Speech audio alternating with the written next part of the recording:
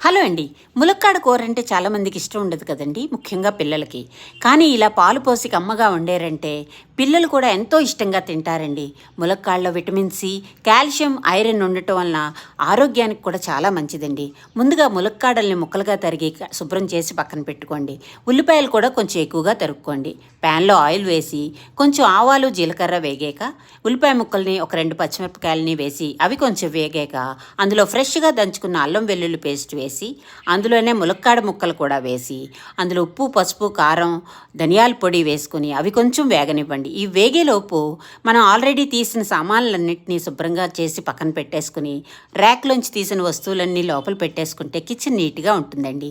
ఈలోపు ఇది వేగిపోయింది కదా, ఇందులో ఉడకడానికి కావాల్సిన వాటర్ పోసుకొని మూత పెట్టేయండి.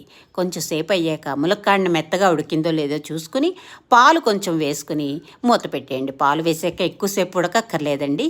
అది తీసేసి వేడివేడి అన్నంలో కొత్తిమీర చల్లిని కూరని కలుపుకొని తింటే సూపర్ టేస్టీగా ఉంటుంది అండి. అలాగే వెళ్ళే ముందు ఒక చిన్న లైక్ చేయండి ప్లీజ్.